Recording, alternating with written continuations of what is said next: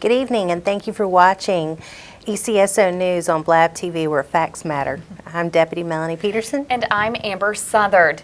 Arrested for disrupting school. A 15-year-old 8th grader at Jim Bailey Middle School has been arrested for disruption of school function after last week's school lockdowns at Jim Bailey Middle School and Helen Cairo Elementary. And we need your help locating Jacob Allen Eubanks. Eubanks is wanted for cultivating marijuana. If you have any information about his whereabouts, call Crime Stoppers at 433-STOP or the ECSO at 436-9620. Getting to know your neighbors is an excellent line of defense. You look out for them, they'll look out for you. Organizing a neighborhood watch is a great crime-fighting tool. That's why the ECSO offers its Neighborhood Watch Academy. The next one is on March the 20th at 5:30 p.m. To attend, sign up at EscambiaSO.com. Arrested for violation of probation by making threats. Jadarius Crosby was arrested on December 31st for carrying a firearm inside Dreamland Skate Center. Crosby was placed on probation for this incident. Then on February 21st, the ECSO learned that Crosby was making threats to kill or harm others. Due to Crosby's status as a student at a local school, although there was no direct threats made to any schools or specific people, the ECSO proactively intervened. Crosby was arrested for violation of probation for making threatening statements. We need your help identifying a masked suspect. On February 17th, at the Crystal Store on Mobile Highway, the armed masked suspect jumped the counter inside the store and committed an armed robbery. If you have any information about this suspect or incident, call the ECSO at 436-9620 or Crime Stoppers at 433-STOP. The ECSO is now hiring for Cadet 3 positions. We're looking for applicants interested in a career in law enforcement. The applicant must have a bachelor's degree and be able to attend a full-time academy in the Pensacola area. This position is on the Sheriff's Office website at EscambiaSO.com. Applications will be accepted online through Sunday, April 1st, 2018 at 11:59 p.m. Central Standard Time. Check out this video. 50 law enforcement canine teams from across Florida and southeast Alabama are competing in the United States Police Canine Association Region 1 Patrol and Detector Field Trials. A confidence course, the agility. The dogs have to have confidence when they go on the street. So therefore we train jumping through jumps and over hurdles and crawling underneath things and or climbing. So there's many times when a canine handler get out into the woods and he's on a track and there's fallen trees or ditches or stuff the dog may have to jump over or crawl under.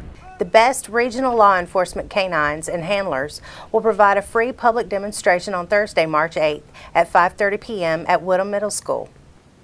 Our March 27th safety seminar for places of worship is full. Watch our social media for our next free training opportunity to help places of worship consider the security needs of their facilities and operations. The training is designed for anyone responsible for the safety of their place of worship and will help attendees to understand the challenges and needs of worship security.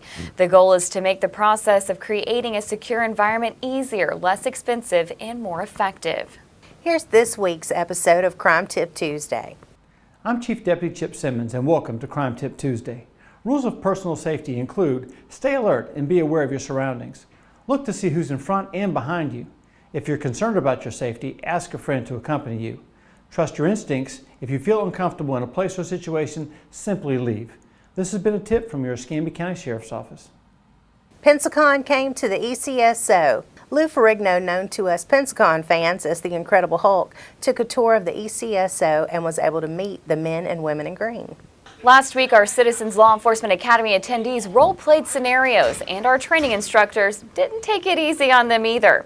Our CLIA deputies picked up their training guns and quickly learned how fast ECSO deputies have to assess a situation and make decisions that affect the safety of everyone around them. I realize that those scenarios are extremely difficult. Law enforcement has a split second to make the right decision, and today's scenarios just confirmed everything I believe, and I have a great respect for law enforcement and always have. We have a 4-week CLIA class beginning May 10th, or our next 8-week course begins on July 26th. Sign up online at EscambiaSO.com. We need your help locating the people in this week's Crime Stopper segment. Our first featured fugitive is James Donta Warren, Jr. He's 22 years of age and is wanted for failure to appear for possession of a controlled substance without a prescription and possession of drug equipment and possession of marijuana. Warren has no bond. Wow, that's a... At 22, he hit the ground running. He's got a long list there.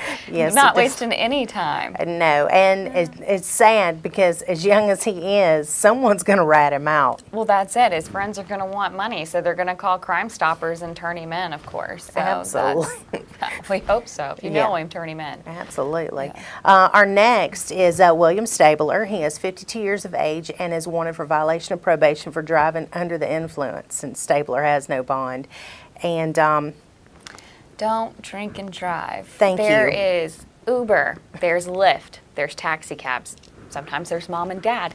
There are people that will come pick you up. You know, like that is what all those systems are. And back in the day it was a little more tough because we just had taxis sometimes, and some towns did and some towns didn't. But now everybody has Uber. It's so easy. You just pick your phone up, or Lyft, or whatever app you want to use. There are taxis still, and you can call. You can just put it in your phone. Yep. It's so easy. And at his age, there is really no explanation. I mean, they're at any age, because just like you said, there's too many alternatives. But and it just ruins your life forever. That sits with you when you go on job interviews, everything else. It's a concern every time we leave the house to have a good time. We want to come back home. Yeah, So, safe. Absolutely. So anyway, if y'all know where he's at, call Crime Stoppers. And our final is Connie Jones. She's 37 years of age and she's wanted for a violation of probation for driving while license suspended. And Jones also has no bond. And again, why would you drive if you knew that the potential to not only go to jail was present, but more fines and probation, which clearly she has issues with? Well, we have, again, Uber, Lyft, taxis, ECAT. I mean, there are so many other ways to get around, and especially with Escambia County growing like it is, there's just so many other transportation options. Absolutely, and Don't ECAT break the has law. free Wi-Fi. I didn't know that. That's great. It's the best place to text and ride. There you go. You just sit there and write a whole novel. Exactly. Let them take you around. Absolutely. If you know the whereabouts of any of our featured fugitives, contact Crime Stoppers at 433-STOP or go online to p3tips.com. All tips are 100% anonymous. If your tip leads to a fugitive's arrest, you could be eligible for a cash reward of up to $3,000. And remember, everybody, it's like Amber and I always say, crime doesn't pay, but we do. Right here from your Escambia County Sheriff's Office, we present you with Wheel of Fugitives. It's my favorite day. Me too. Let's go.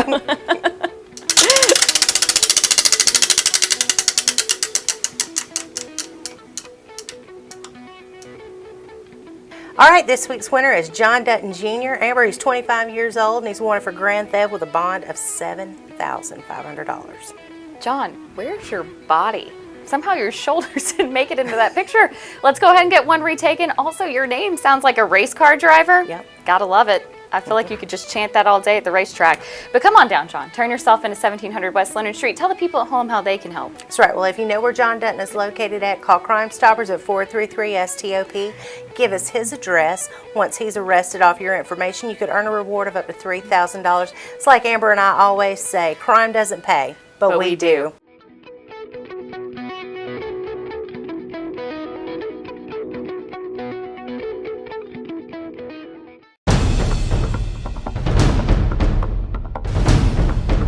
We need your help locating the people in this week's Missing Persons segment. The first juvenile we are highlighting in this segment is 17-year-old Cheyenne Marie Coleman. Cheyenne left her home in October of 2017 and was reported missing to the ECSO on January 16th of 2018. She was last seen in the area of W Street and Massachusetts Avenue. And we continue to look for 16-year-old Brianna Morgan Jacobus. Jacobus was reported missing on December 24th. She is a habitual runaway. Our next missing juvenile is 15-year-old Miranda Rosalie Riles. Riles has been missing since January 24th. She's also a habitual runaway. And our last missing juvenile is 14-year-old missing William Edward Thomas. Thomas was reported missing on January 11th. If you have any information on any of these missing people, contact the ECSO at 436-9620.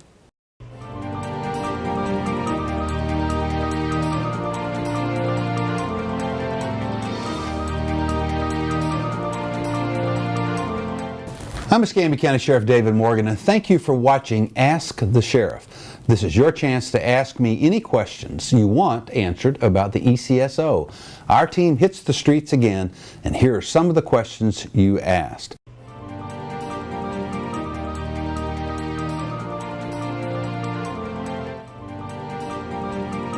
General citizen asks, what would my advice be to places of worship, taking into consideration some recent shootings, unfortunately, at some of our churches? It's a new day, isn't it? I mean, I will tell you that I'm old enough to kind of look at this and think, gosh, who would have ever thought I would live to see a time where in our homes, and especially in our places of worship, those are not, sanctuaries. No pun intended in both places. But we live in a world today where there's little or no respect for, our own homes and our places of worship. We're working with churches. We have a program for, security in the workplace and security of places of worship. If you have a church or you're the pastor of a church, I would strongly recommend you get a hold of us, attend one of our seminars. If not, we can get our folks to come out to your place of worship and teach a seminar for you. Tell you how to be safer, if you will, on the church grounds. I wish there was a magic bullet for me to give you to say, hey, if you do these things, bad things won't happen at your church. I can't do that. We'll talk to you about things of, strategic placement of ushers, controlling the entry to the church, where your ushers should be standing during the services so they can observe the congregants while they're there, things to look for when people come in. Unfortunately, some churches, some of the larger churches that can afford it, are actually talking about installing metal detectors. Even if you do that, the question becomes, how far out do we push this perimeter? Okay, we make the sanctuary itself in our Sunday schools, if you attend a church that has Sunday schools, with people coming through metal detectors. Well, now the attacks will happen in the parking lots, or they'll happen out on the street outside the church. So what we're dealing with really here is a societal shift of people that have less and less respect for human life. They see no dignity in life, and it's the world that we live in. The problem can't be fixed by law enforcement. It cannot be fixed by a church. It all starts with the people that we're having in poor parenting and what we're teaching our children in schools and in churches, what they're learning at home. We took a long time to get where we are today. It's going to take a long time to fix this problem. But the problem is fixed, and it begins with you and I.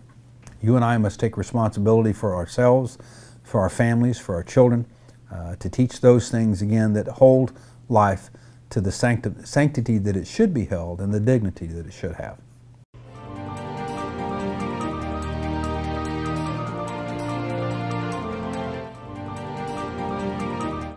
Shane asked the question is, what's our time limit on getting body cameras? We have a few body cameras that are currently being tested. Shane, it's an excellent question.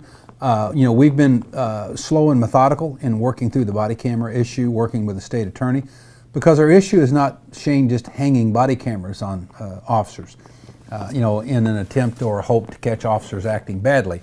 I will tell you that, what's going to happen is you're going to have tens of thousands and then millions of hours of tape of citizens acting badly. The potential of catching an officer doing something, or that modifying their behavior has been proven so far to be almost non-existent. 99% of our officers do an incredibly wonderful job under incredibly difficult circumstances. Unfortunately, some people, think that body cameras are the panacea for all problems in law enforcement, meaning that if I hang a body camera on all officers, then, bad conduct will go away. That's just not true. The problem is not the body camera itself. The problem is the resultant public records requests that people make. Why? Because, let me use you as an example. Your house has been burglarized, and so now we respond to your house, and we're recording. Everything that we see in your house is recorded. When we roll up the address as we're walking inside your door, the goods inside your house that may have not been stolen, you, your family, etc. Well, as you can well imagine, you don't want all of that now as a matter of public record, meaning that the local media asks for a videotape and anything that's taken into public record involving the burglary at your house. So we have to go through and redact that. You know, we've got to blot out your face, your wife's face, the children's faces, anything within the house that would be identifiable for that. That requires additional people to do that, not the officer that took the tape, but now civilians to review all of that public document and blot out those things. Now we have legal problems. Why? Because now we have attorneys that will challenge, again, the auditing or the tampering of an evidence tape if it has something to do with a crime that was occurred. And of course we get accused then of editing the tape if we turn the tape off and on. Oh, you turned that off, officer, just when it would have shown my client to be innocent. So, you know, while I understand that a lot of people want us to hang cameras on officers, if it was that simple, that we just want to record everything an officer does, wouldn't be a hard thing to do, would it? And we would have done that a year ago. There's a lot of things that we have to go through legally and things to keep us now out of trouble legally because we don't want to be sued for a breach of privacy. That's the problem with body cameras. By the way, a lot of agencies are now taking away body cameras. There's no statutory requirement for them, and a lot of agencies are finding, especially smaller agencies, that the cost of keeping the body cameras, and not just the cameras themselves and the officer doing the duty, it's those things I just described afterwards, that it's a cost that can't be borne by smaller agencies especially.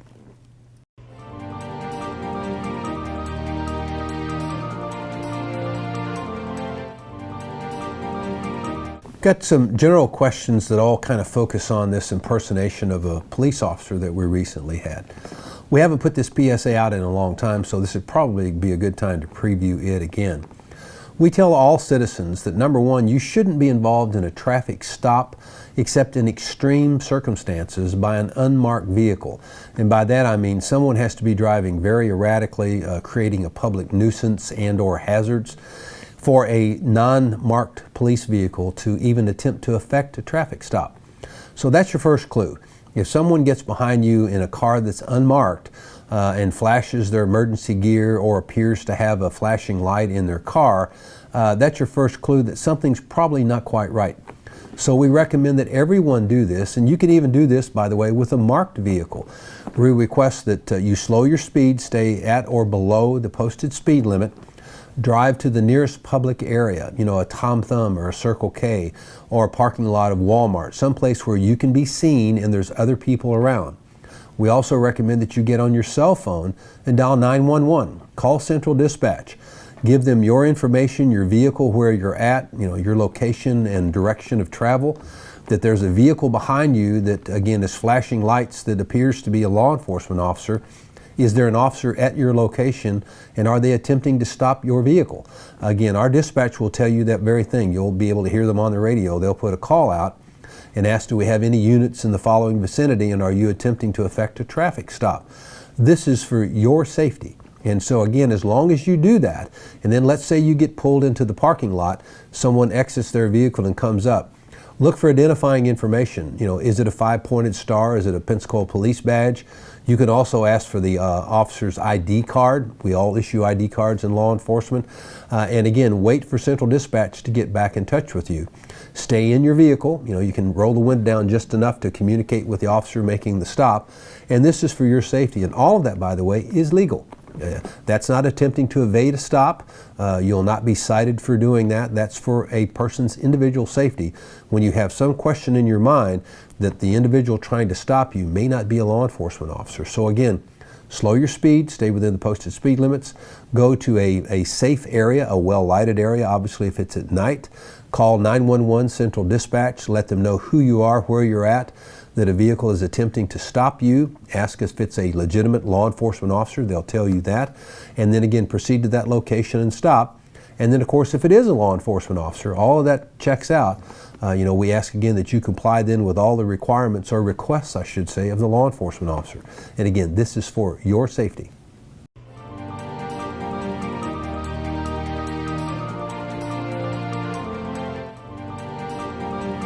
I have a question on the use of golf carts on roadways. If it is a county or state maintained road, Any motorized vehicle that's used on streets or highways or byways must meet all safety requirements of a normal vehicle, meaning it has to have seat belts, it has to be licensed, it has to have turn signals, brake lights, etc., when you're operating that vehicle. If you're having those vehicles operated without the appropriate licensing, etc., then of course you need to report that, and people can be cited for that. I know that's a nuisance that occurs quite a little bit. Just recently, the vehicles that are rented out at Pensacola Beach, I say recently within the last couple of years, we had some vendors go out there and they had to pass a special ordinance that allowed for those vehicles to be used. But again, they have to have the appropriate brakes, licensing, have to have turn signals and that sort of thing. So if it's a motorized vehicle operating on again, county or state maintained highways and byways, it has to meet all those basic safety requirements and have a licensed driver.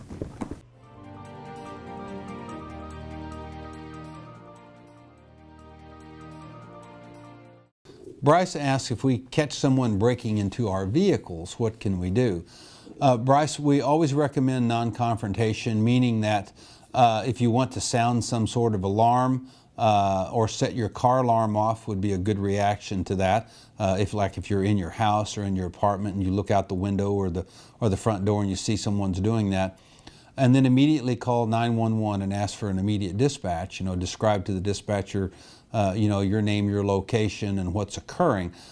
We ask that citizens, especially in today's world, that you not intervene, meaning you don't confront anyone, especially someone that's that's a felony, being committed in front of you.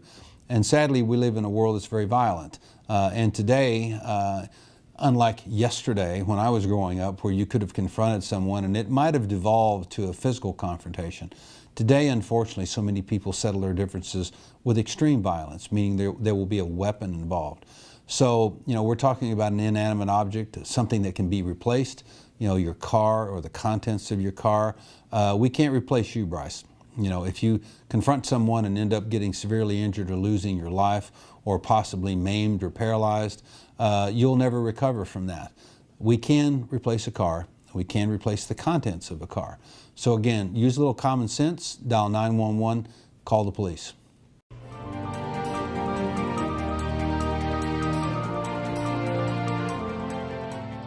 The question was if neighborhood watch groups are effective, and how are they effective? And if they are, why don't we have more of them? I'm going to make a leap of faith here that you're a relatively new resident to Escambia County. When I took office in January of 2009, there were 13 active neighborhood watches in the entire county of Escambia County, 13.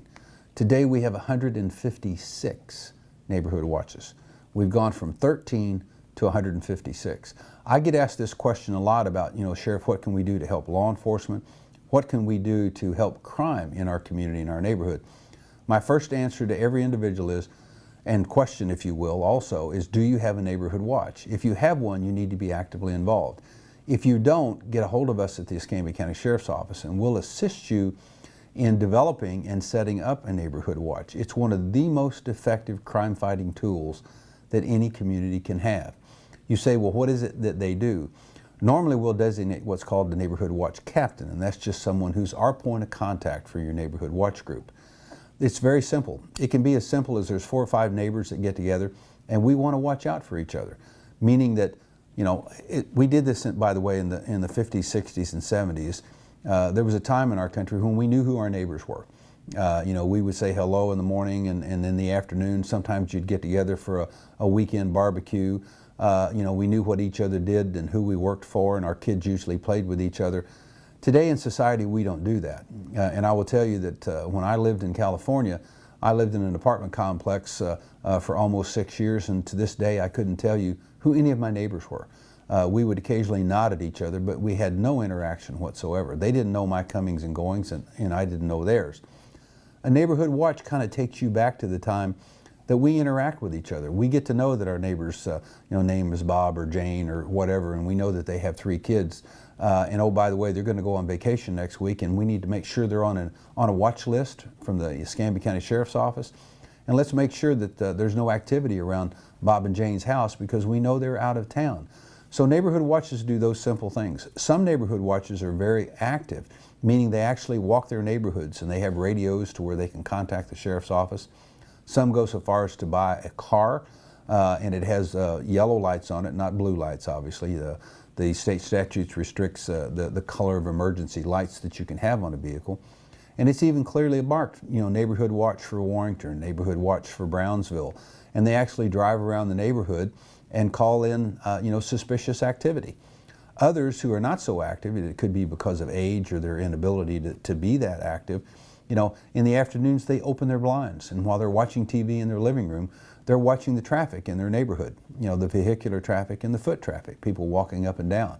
And they report suspicious activity, or is there too much comings and goings at different hours of the night in certain houses on their block or the next block over.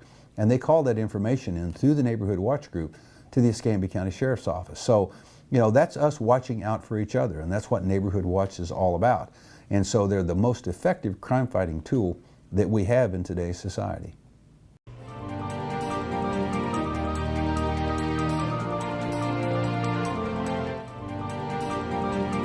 JC has asked a question about removing property from a rental or leased dwelling, you know, house, condo, etc. JC, you need to go to the clerk of the court. They have a landlord-tenant section that will give you a checklist on all of those things that you need to follow to handle this appropriately and legally.